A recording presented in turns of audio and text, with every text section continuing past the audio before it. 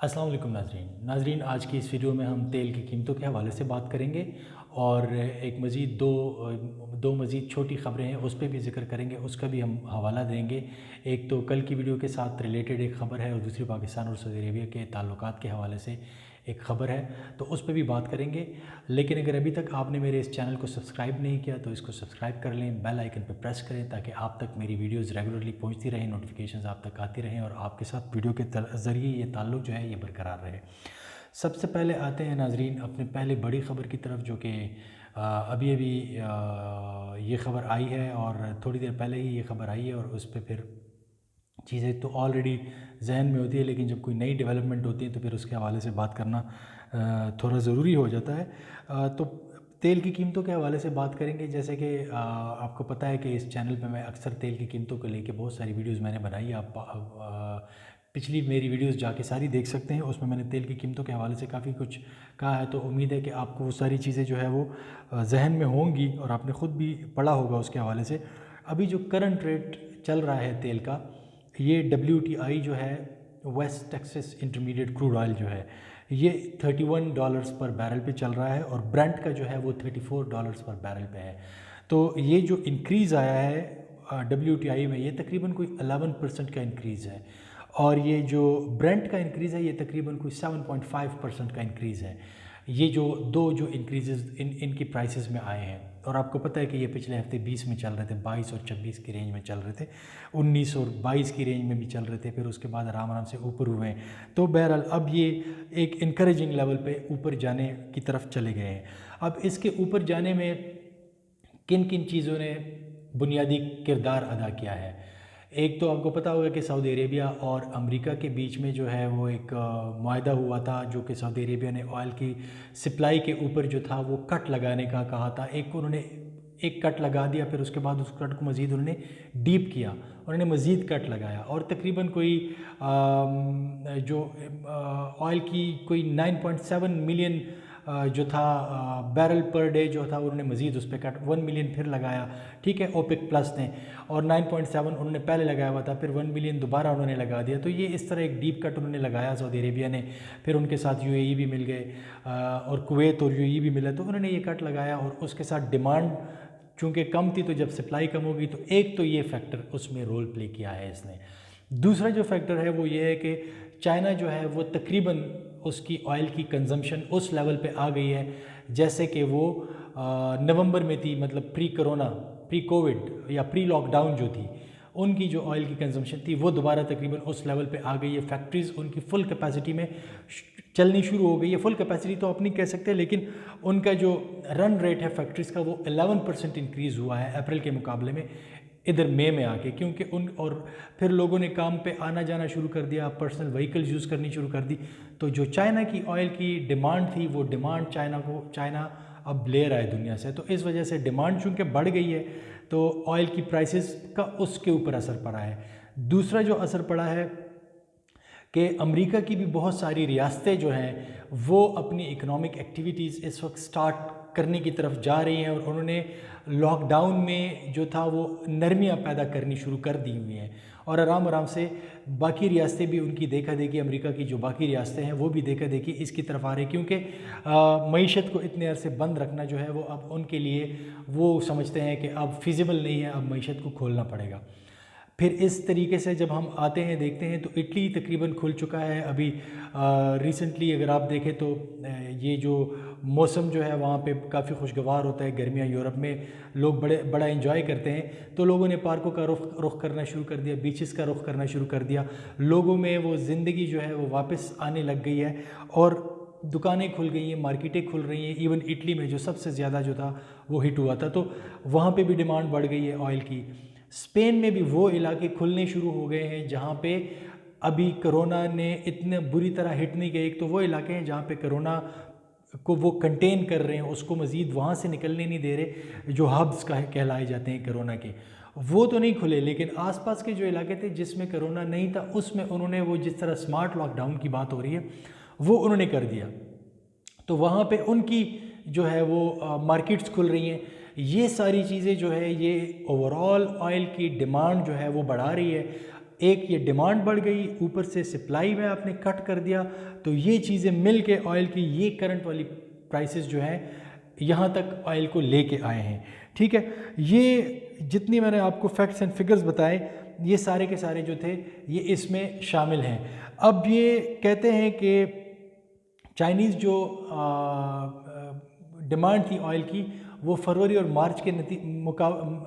मार्च के महीने में तकरीबन जो आज की डिमांड है या जो आज उसकी कंजम्पशन है उससे 20% ये नीचे थी।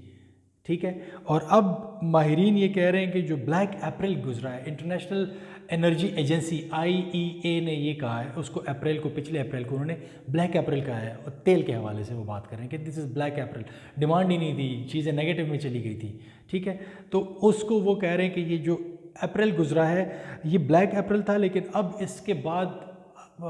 ऑयल इंडस्ट्री के लिए जो है वो सिचुएशन आराम से साजगार होती हुई नज़र आ रही है। और हो सकता है कि ये कुछ अरसे में ये सऊदी अरेबिया ने जब ऑयल की वॉर शुरू की थी तो उस वॉर से तो अब अमेरिका उसको निकाल रहा है, तो हो सकता है कि ये कुछ अरसे में, साल में 6 महीने में, 6 महीने तो कम है लेकिन साल में तकरीबन ये उस लेवल पे वापस चला जाए जो ये वो ऑयल वॉर शुरू करने से पहले का जो इसकी कंडीशन थी ऑयल की प्राइसेस की, ये उस पे चला जाए। ये तो बात हो गई ऑयल के हवाले से। अब कुछ ख़बरें आ रही हैं, उनकी तस्दीक करनी पड़ेगी क्योंकि मैं कोशिश करता हूँ आपको गैर मुसद्दिक़ा ख़बरें ना दूँ, लेकिन ख़बरें मैंने अभी कुछ थोड़ी सी सुनी है और उसके हवाले से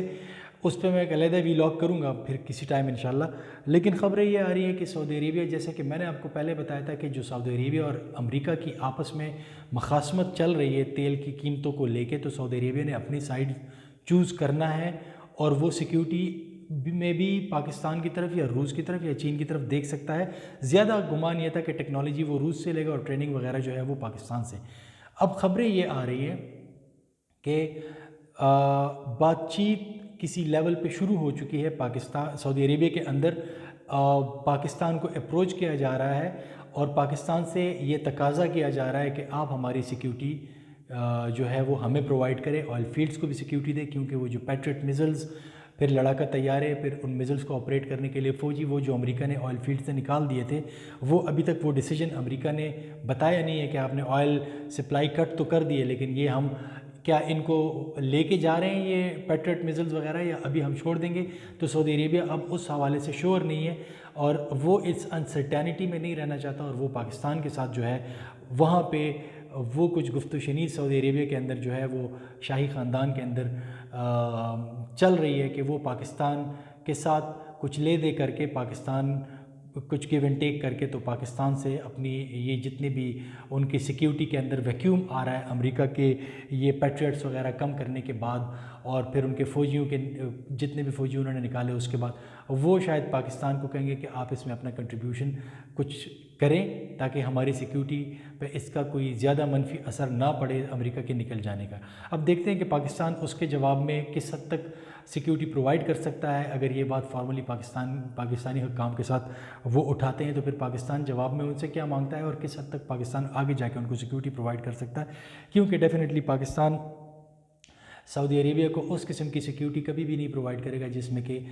जैसे कि अमेरिका कर रहा था, क्योंकि वो ईरान मुखालिफ थे, दोनों ममालिक सऊदी अरेबिया और अमेरिका, लेकिन पाकिस्तान ईरान मुखालिफ नहीं है। तो पाकिस्तान एक न्यूट्रल कंट्री रह के जो भी कर सकेगा शायद वो करेगा, लेकिन अगर उसको साइड्स चूज़ करनी पड़ी तो फिर पाकिस्तान अपनी न्यूट्रलिटी को प्रेफर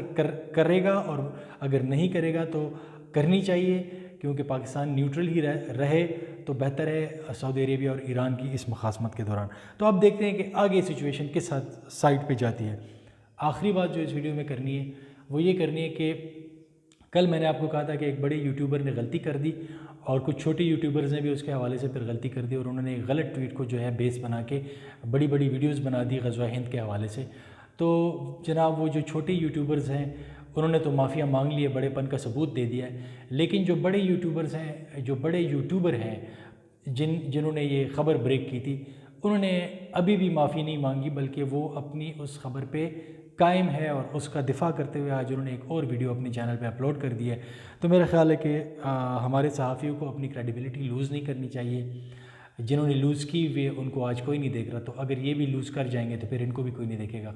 तो ये क्रेडिबल सहाफ़ी समझे जाते हैं, ठीक है। और इनको अपनी क्रेडिबिलिटी लूज़ नहीं करनी चाहिए, इनको बड़ेपन का सबूत देते हुए आके अपनी गलत ख़बर का एतराफ़ कर लेना चाहिए। और वो जो वीडियो उन्होंने अपने चैनल पे लगाई है उसको अगर वो डिलीट कर लें तो वो बेहतर होगा, क्योंकि वो एक मिस इन्फॉर्मेशन या डिस इन्फॉर्मेशन फैलाने का सबब बन रही है, और जो कि शायद नेशनल इंटरेस्ट ऑफ पाकिस्तान में भी वो ठीक बात नहीं है जो उन्होंने वो वीडियो बनाई है। तो मेरा ख़्याल है कि उनको वो वीडियो डिलीट कर लेनी चाहिए और इस किस्म की सनसनी वाली ख़बरों से गुरेज करना चाहिए, क्योंकि आप क्रेडिबिलिटी तब ही गेन करते हैं जब आप सनसनी से गुरेज करते हैं और आप ऑथेंटिक इन्फॉर्मेशन या ऑथेंटिक एनालिसिस देते हैं, जिसमें कि आप कॉन्स्पिरेसी थीरीज़ पे भी यकीन नहीं रखते, आप बिल्कुल फैक्ट्स एंड फिगर्स को देख के उसके मुताबिक बात करते हैं, तो फिर आपको लोग ज़्यादा देखना और सुनना पसंद करते हैं। इंशाल्लाह नेक्स्ट व्लॉग में आपके साथ किसी और टॉपिक पे बात होगी। तब तक अपना बहुत बहुत ख्याल रखिएगा। आप सबके देखने का बहुत बहुत शुक्रिया। अल्लाह हाफ़िज़।